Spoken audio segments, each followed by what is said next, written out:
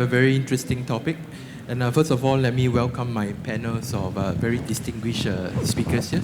Okay, my name is Victor Chow. I'm actually the CEO of ECAsia.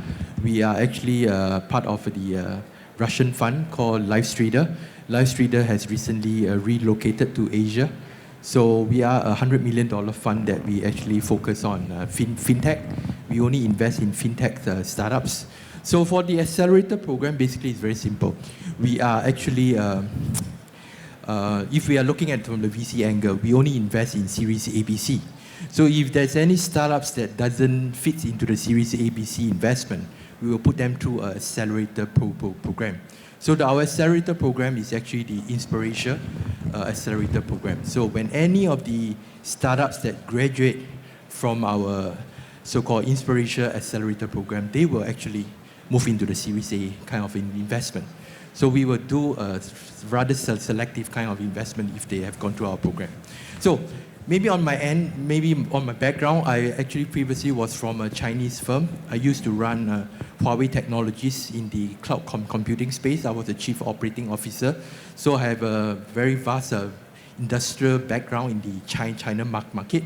So right now is that I'm coming back to Singapore, to Asia, to look at the opportunities here. And we do have a very well so-called experienced group of speakers here today to join me in this panel discussion to talk about all the startups opportunities in China at the same time in Southeast Asia. So let me move on to the next speaker. Dinesh, please. Hi, quick introduction. I'm Dinesh, CEO of Trade Hero. We're a fantasy stock trading application. Started in Singapore about just over 2 years ago. About a year ago, we made the move to China and are doing pretty well there. The app is pretty simple. We give prices, live prices to 29 different exchanges, and people trade with virtual dollars. They get validated on the leaderboard, and based on their ROI, you can follow the top leaders, copy trade, social trade in real life. And of course, we work with financial institutions to bring the top traders to trade in real life. Lots more exciting things coming on our platform. Very interesting lessons, I guess, I want to share a bit later on with our move and making our China app. We have a China app called 全民股神, which is specifically for China, and the lessons learned from that. Hey, thanks, Dinesh. Hey, hi, everybody. My name is Tom Tao. I work for Gobi. We were founded in 2002, headquarters in Shanghai. We now manage approximately $500 million. We're on our sixth fund. We've invested in 100 companies across China and Southeast Asia, 19 exits, IPOs and M&A. We've had a number of our companies become billion-dollar hits on NASDAQ, on the domestic stock markets here. We decided to make the move into Southeast Asia by setting up a Singapore office back in 2010. And we strongly believe that Southeast Asia is at a very interesting point, at an inflection point. And we want to do more, and we're going to expand our presence here because we think the two-way capital flows and business flows between Southeast Asia and China, that's going to be one of the most interesting and exciting investment opportunities for the next decade. CG. Shaji, I'm the group CMO for e-commerce. We're based in Bangkok. We're an e-commerce enabler, basically providing e-commerce services to brands like L'Oreal, HP, Unilever, but we also work with big retailers like Lazada, Matahari Mall in Indonesia, and Central Group in Thailand. Previously, I worked in China in e-commerce for about 5 years prior to coming to Southeast Asia, and I think if you look at China, there's a lot of lessons to be learned that you can apply in Southeast Asia. And also, like looking at China, you will see the opportunity in terms of e-commerce in the next 4 or 5 years in our region. Hi, William Bean, partner at SOSV, and I run China Accelerator. So I was one of the first equity research analysts covering internet in Asia, starting in 2004, and then I came down into India in 2005. Before there were VCs there. So I made the jump from research to VC, running China for SoftBank at SoftBank China India, and then running China for Singtel Innovate for the last 4 years. and just joined SOSV as a 5th partner. So we're the accelerator VC. We have 2 accelerators in China. I run global internet at China Accelerator, and then we also have HAX, the #1 hardware accelerator in the world. And our focus is bringing top startups from Southeast Asia into the China and the rest of the world. We also help Chinese companies come down into Southeast Asia. So we're the cross-border accelerator program. Thanks. All right, I think we have a very interesting topic today, talking about the startup opportunities between Southeast Asia and China.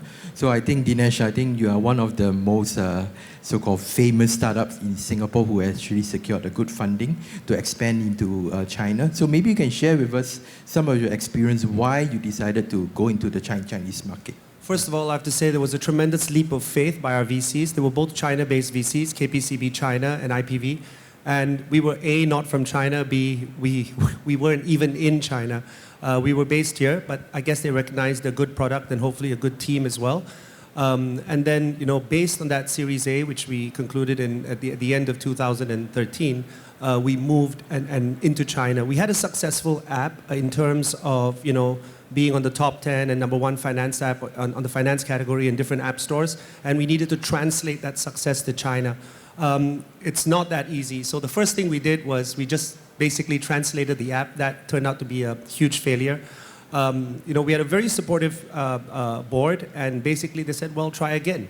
And we did. We built the app from the ground up, from scratch. And it was not so much just a language translation. We had to undergo a cultural translation. We had a very, very good Chinese team. When we gave them basically the freedom to rebuild the app, it became extremely, extremely popular. Today, we have 300,000 to 400,000 new users coming from China every single month, which is quite phenomenal. Some of the main differences, for example, cultural differences, obviously there's red for up, green for down, rather than the other way around. But in China, we noticed that people like to talk about a decision a lot more before they commit to it. And in Asia, they commit to it based on the data that's available. So we had to bring the social aspects up front and center more before, the decision-making process, basically, like the water cooler for stocks and social discussions before they committed to buying a stock. The app in China is called 全民股神. It's not called Trade Hero. You have to translate that as well. And it's doing pretty well. Obviously, the Chinese markets now, by capitalization, it's the biggest market in the world. And the China market, the timing has been amazing. The China markets are taking off. And the interest is huge. In China, we target the millennials. And the other difference, which is huge in China, is the marketing approach. You can't just use the same ROW or rest of the world marketing approach. WeChat is, the 8,000-pound gorilla there, not the 800-pound gorilla. And if you know what you're doing and you can make it work, especially since we're targeting millennials, we used a lot of viral campaigns. And thankfully that worked. That gave us a very low cost of user acquisition. So there are many differences. You have to embrace them. Things move a lot faster in China. Don't be afraid to, I guess, fail. Learn from that. Pick up a lot of data, analytics, and move along and make things work. Very interesting market. China moves extremely fast. But I do think that being in Southeast Asia is definitely a step ahead of coming from the US and trying to launch in China or Europe. I think culturally there is a much better understanding of what needs to be done, that things are different, even between China and Southeast Asia. Singapore, for example, I speak Chinese, but that's not enough. It's the whole mentality, as well as targeting users of a completely different age group, millennials. So you need to take all that into account and be very open to change. Okay, maybe I just want to pass it to the two gentlemen that's from China, maybe Thomas and William. Maybe you want to share some of your insights, how Chinese think about, startups and how they, yeah. Yeah, sure. I mean, we're more focused on taking international companies into China. So you kind of lend me one of your co-founders for a while. We put them into Shanghai. We built a team around them, and we probably 95% of the companies that want to go to China probably should not be there. So probably my biggest service is I tell you not to come. But if you're in the 5%, we'll build up a new team we'll probably take your old project and flush it, and we'll create a new project, platform or service, and then we have a number of growth hackers in residence. We have 7 of our mentors that focus on growth hacking WeChat, and every single one of our companies has a content-driven WeChat strategy. Because that allows you to get users for free. They're very targeted and focused. And while WeChat, you might think it's a megalith, there's a lot of holes in it. There's a lot of things that you can do to get users for free to really drive that viral content that Dinesh spoke about without paying for users. China's like a paid market, but WeChat is generally opening things up. So we're making that a huge focus for the companies that we're bringing in. Thomas, you want to have anything about this? Yeah, no, I think from our standpoint, from Gobi's standpoint, a lot of our companies are naturally migrating as they look for new markets and growth opportunities. They're spreading out into Southeast Asia as they become big dominant players in China. So for example, one of our companies is a travel company called Tunio, which listed on NASDAQ. Last year, 16% of their gross revenue came from Southeast Asia, and Tunio, is actively looking to partner with and work with domestic OTAs that can supply more interesting travel products to this growing Chinese middle class that now doesn't just want to go on a group tour with the guide, waving the flag, doing the pre-planned shopping trips, but they want more experiential-driven, more unique travel experiences, and they're looking to come to Southeast Asia. One of our other companies, ECAsia2015, in fact, is working or trying to work with ECommerce. ECAsia2015 is one of the most popular mobile apps in the world. They have 500 million users. Close to 100 million is based in Southeast Asia.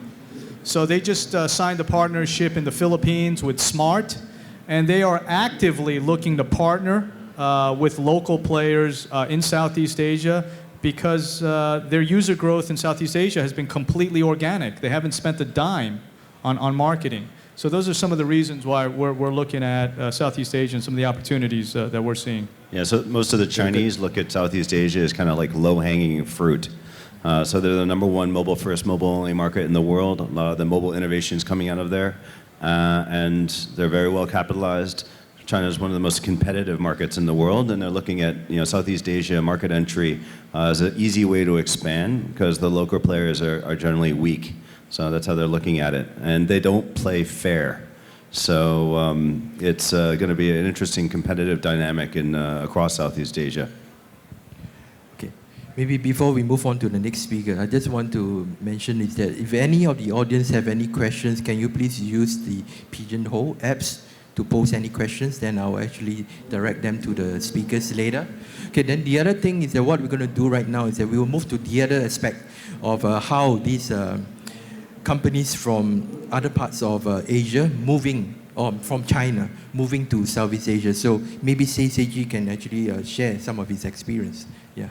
I think I used to work in China back in 2008. So if you look at the real low-hanging fruit opportunity, and I'm a little bit biased here, right, because I work in e-commerce. Back in 2008, retail e-commerce penetration in China was about like 1 point something %, right? So if you look at Southeast Asia today, it's the same percentage, right? But today, China, if you look at the number, they're going to overtake Europe this year as the country with the biggest e-commerce penetration rate, globally, right? So in 5 years, China has grown from like a developing country into like the e-commerce powerhouse. And if you look at the e-commerce landscape, the landscape in general in China and Southeast Asia, they're very similar, right? So they kind of like skipped out on like Web 1.0, Web 1.5. So people jump straight into like social media, right? So as a result, there's not much long-tail publisher inventory, both in China and especially in Southeast Asia, right? So because of that, like you look at the markets, they're very commerce-driven. They're not like advertising-driven like we're used to in the US, right? So you look at Tencent, 80% revenue from VAS plus e-commerce, right? 20% or even less than 20% from advertising. So projecting the 5 years, the last 5 years in China into Southeast Asia, there you will see the opportunity in e-commerce. We're just getting started, right? So China today, JD.com, 20-something% market share, Tmall over 50%. In Southeast Asia, you have Lazada, like estimated to be about like 20%. So it's still early, right? Back in the days, China down maybe 15% in 2008, and today less than 2%, right? So we're just starting out in e-commerce in Southeast Asia, and if you want to come in early, like the time is to come in right now. Okay, I think that's very good. You got any views? Any one of you? I'm actually very interested in your comment, William, where you say Chinese companies moving out to Southeast Asia, they're going to play dirty and watch out. I think that's correct. Yeah, I mean, Trojan horse strategy. So you probably have like all these battery saver apps and security apps in your phone. They're free, they work. It's like a Trojan horse to take over your phones. So that's where you start. And then once you're in the phone, you can do all sorts of interesting things. So mostly, I don't know, you probably don't even know that like these apps that you're using to save your battery life are Chinese apps designed to suck all the data out of your phone and learn about you. But it's like, you know, first step.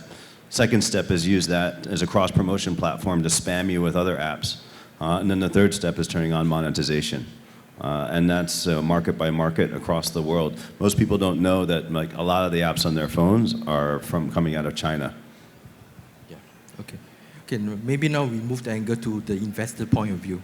Okay, why are investors coming to Asia? There's a lot of reasons behind it, because right now the entire startup scene is actually picking up, and all the funds, all the money are all in Asia. Maybe this is from my angle of the being a Russian fund, why we decided to relocate to Asia. Because in the fintech space, the most number of unbanked customers are actually in Asia. So that's the reason why we decided to relocate our entire fund to Asia. So we are looking at Asia investment right now for any fintech startups. So I think for the others as investors here from SOS Ventures and Gobi, I think they have similar thoughts as well. Maybe on the Thomas side, you want to share something? Why are you looking at Asia right now? Yeah. Yeah, I mean, I don't take as dire a view as William. I'm not sure there's that secret conspiracy going on, but hey, who knows, right? I would say this, though, that I do think Southeast Asia is going to become a very interesting marketplace for entrepreneurs that can build companies that can scale across the region. Okay, it's something we've been saying since 2010. We may have been a little early, but look, it's going to happen. And here's what's going to happen, right?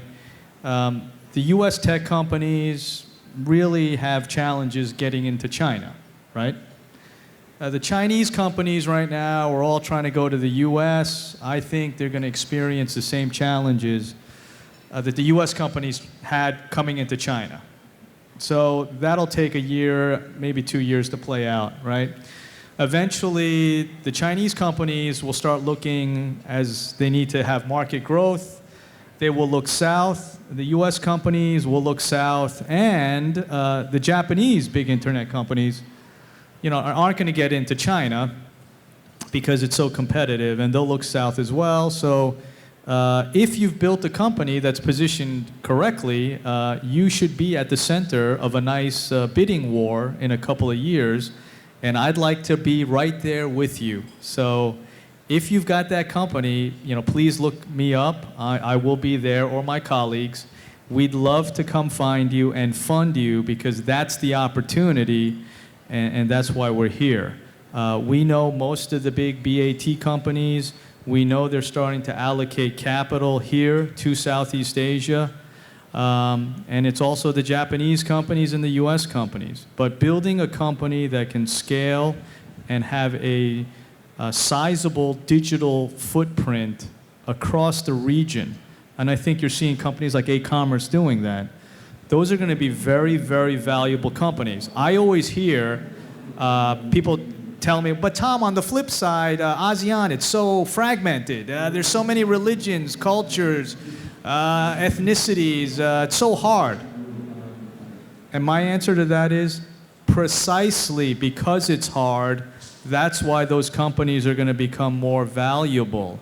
So I think if you're sitting out in the audience and you can build great local teams that can scale across all the countries in ASEAN and make sure it works as one company, one team, that will become a very valuable asset.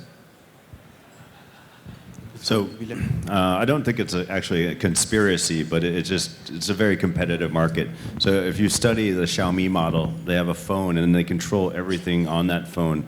They have a group of VCs that invest in most of the apps on the phone, and for each category they have one favorite app. So it's an ecosystem play.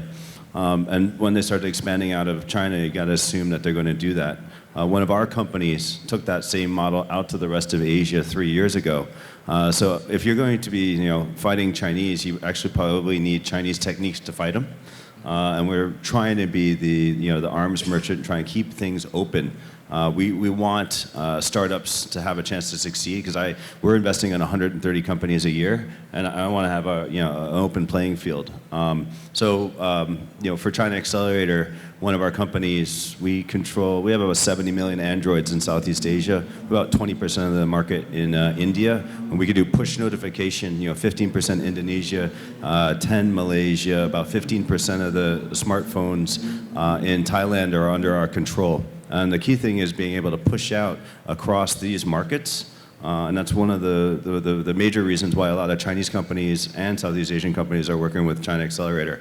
It's that kind of a help to get to scale very quickly and to have what I call like unfair advantage. China is definitely not fair. Southeast Asia is not going to be fair very long. You need to have unfair advantage. All right. Okay, so I think what we're going to do is that we're going to move to some of the audience questions. As you can see from the screen right here, we have very interesting questions. What are the major barrier entries to China? So maybe any of the speakers? From our perspective, obviously, you have to set up as a wholly owned foreign enterprise. We came from Singapore as a local entity. You may need to procure certain licenses. In our case, as an app, we didn't need to because we transacted directly with the app stores. Or they call it APP over there. But one of the things I think that we needed to do if you want to address a B2C Chinese market is get your infrastructure right in China. We use a hosted cloud computing system, Azure or AWS. We use Azure, and we needed it inside the firewall. So we had to have a complete different. We have a synced model where we have a setup inside of China and outside of China. Access times are much better that way. Don't rely on the infrastructure outside. Think very, very carefully about that. For me, that was pretty important. Okay, so, there's not too many examples or almost no examples of international internet companies that have been successful in China. For the big guys, they come in, they're undercapitalized versus the international player, the local players coming in backed by a lot of VC money. The other thing is you got people from Mountain View whispering in their ear, telling them what to do, but the people in Mountain View don't have a clue. The third thing is they're set up differently. So in Beijing or most of the startups, they have like a 9-9-6 rule, 9 a.m. to 9 p.m., 6 days a week is normal working hours, and they take 5 days of holiday a year. And the Europeans especially, but even American companies don't really work that way. So just starting out of the gate, you're undercapitalized, you're not working as very hard, and you don't understand the market, and you've got somebody whispering in your ear, telling you to do stupid things. So the number one thing is to have on-the-ground command and control. Get your strategy, but let the execution and tactics be decided on the ground. I wouldn't try and blow a lot of money up front, but take a lean approach, figure out what works, and then follow it. And then partners generally don't work, and JVs almost never work. So stay away from those. So one of the other things that just came to mind are copycats. You have prolific, if people think your model works, even if they get a hint of it. We were part of the Microsoft Venture Accelerator program. As we moved into China, we hadn't even launched our Chinese app, and because it came out in the Chinese press, 2 or 3 months later, there were 2 or 3 copycats, and they literally copied us all the way from the skinning process, the UI process. So you have to very much be aware of that. You need to continue to innovate. Just take pride in the fact that if someone copied you, it's probably a good business model, but you really need to address that very, very hard. Yeah, if somebody is not copying you in China, you probably suck. I think to William's point, right? China is very cutthroat market. Like people work very, very hard. They hardly sleep. If you look at Southeast Asia, like the challenge we have here is like finding good people, finding hardworking people, right? So if you have a choice between China and staying in Southeast Asia, the market is very big, right? Go for Southeast Asia, because if you go to China, like you better be prepared, right? So our founder Paul, he put it this way. He said like in Southeast Asia you can bring your B game and still be an A player, right? You cannot do that in China.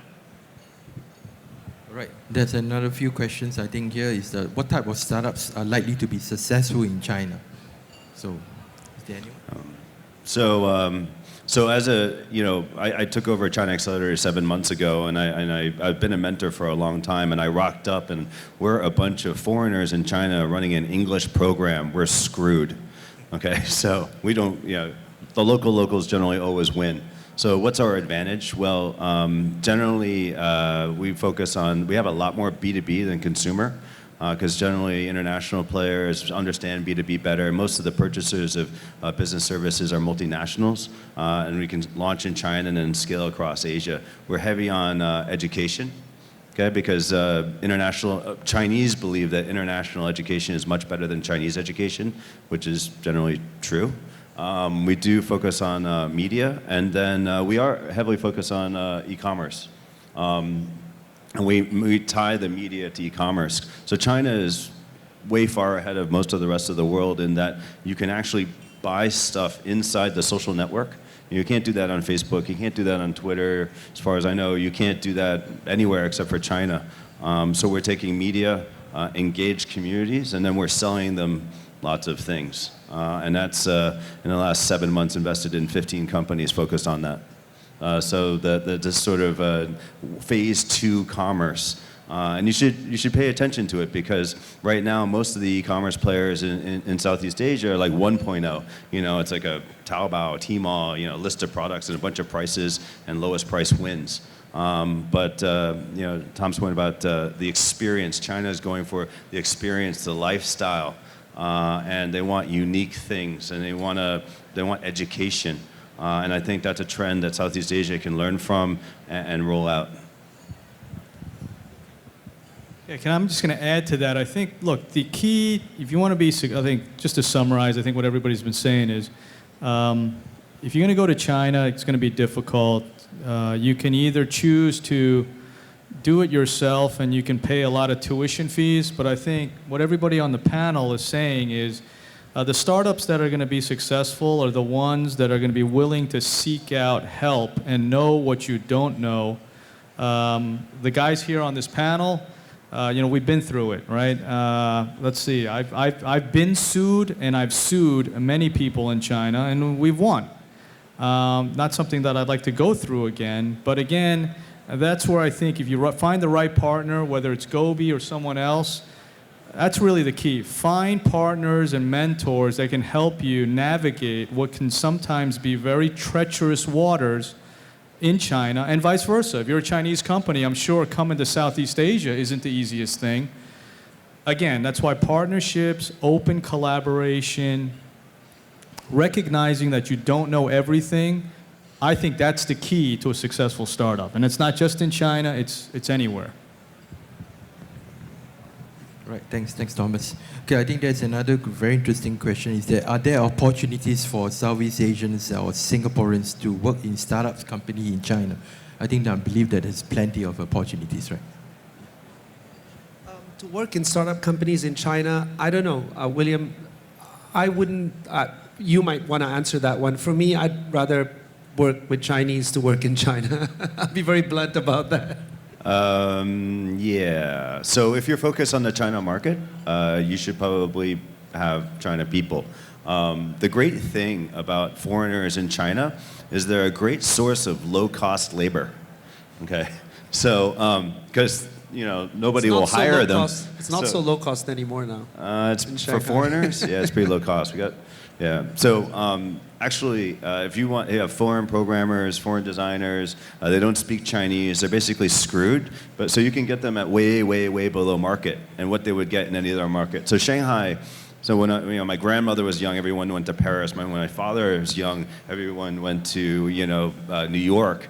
And now every idiot in the world wants to go to Shanghai and party. So we get actually a lot of international people working for way under market. It's not that bad a place to do an international startup. So based in China, but focused on the world. And we're increasingly seeing that. Taiwan's not that bad either. Taiwan engineers are paid a lot less than Chinese engineers. There's some tricks in order to get their effectiveness and productivity up. But there is that opportunity to go to Shanghai to work. You probably just won't be working on a startup, focused on the China market. Can I answer that? I think I take a slightly different view. I think absolutely there are opportunities. If you look at the history of China's venture industry, many of the key firms have been built by Singaporeans who took what they learned in Singapore and then brought that to China, right? So many Singaporeans, went from either Temasek or like the old the technology funds, went to China, applied their expertise there, and really helped build China's VC ecosystem. And if you look at some of the big companies like Qunar, one of the co-founders is from Malaysia, Douglas Koo, and we've co-invested with him on a deal that's yet to be announced. So I still think there are a lot of opportunities, but really the key is to find your core competitive advantage. If you're going to go to China, as I think Williams alluded to, you don't go because you speak some Chinese. I mean, in China, 1.3 billion people speak Chinese, and that doesn't help them get a job. So you got to bring something more, and really understanding your key competitive advantage is absolutely critical, because in China now, everything's moving up to being world class. So whatever you're doing, if it's world class in whatever that skill is, and on top of that, you speak a little Chinese, that will help you. But if you're just going in saying, well, I learned some Chinese in school, and that's good enough for me to get a job in China, I think that may have worked maybe, 15 years? I don't think that works anymore, right? So there's various definitions of foreigner in China, but out of, I don't know, a couple thousand companies that have gone public, 2 had foreign CEOs. And I'm taking out some of the Taiwanese guys, okay? So it's not like a super high hit rate, but there is opportunity there. Okay, I think we are running out of time, so I think maybe if you all have any last words that you want to share with the audience, or maybe some advice, just to wrap up the whole session, yeah? I just want to say, I think there is one area that is very opportunistic in China. Again, speaking from my own experience, I think that's the fintech area. I think the globally that entire industry is ripe for disruption, and more so in China, where the banking system is very archaic, and that position of building the relationships with the users and offering them financial services is happening in China. And this is one area where China is possibly leading the way globally. The digital disruption that's happening there in fintech is unbelievable. For example, there are over 2,000 P2P companies there just doing people-to-people loans. So there's a lot of stuff that can happen, especially because the system is slightly behind, and you jump a certain generation. And I guess, as Thomas says, if you can bring something to the table there, because of what you know outside, there is a lot of opportunity in China. Right. So, Seiji, you have anything to say about some last words? Yeah, I think, again, if you look at Southeast Asia and China, I think you're sitting on a huge opportunity here, right? So China's very hard. So before looking at China, look around you, right? Indonesia have a huge market. Philippines coming up, right? Thailand's very big, right? So a lot of opportunity here. It's also an open market, right? So it's an open ecosystem, not like China where it's kind of like shielded from the rest of the world, right? So it's more complicated if you go to China. So try Southeast Asia. Yeah, if you want to grab 10 minutes of time, I can tell you really quickly whether I think you should come to China or not. And if so, I'll give myself a plug. We are batch 8 starting soon for our accelerator. We give out $55,000 to $75,000, which I think is the #1 in Asia for accelerators. And we'll try and do China right. Thanks. All right, that's good. Okay, on my end is that I think I agree with Dinesh about fintech is actually growing. I'm also running an accelerator that is going to happen in September. So we are looking at about 10 to 20 startups that if you are keen to apply for this program, let us know because it's a 50K to 300K kind of investment to these startups. So I hope that, what we have shared today is something that actually gives you a better insights about the Chinese market, at the same time the Southeast Asian market. So in China, go in prepared, be unique, try not to be a copycat, but try to be very unique and protect your intellectual property when you are into the Chinese market. And for the Southeast Asian markets, I think everybody knows that that's why you are here, right? Because we know that Southeast Asia is booming, the funds are all coming into Southeast Asia, so do work hard on your startups, and I think if you need to get some good investments, talk to a few of us here, who are the accelerators and investors who can help you to springboard to the next market that you are going to. All right, so I think today, we will end this session here. Thank you for everyone for listening to us, and thank you the speakers for joining us today. All right, thank you.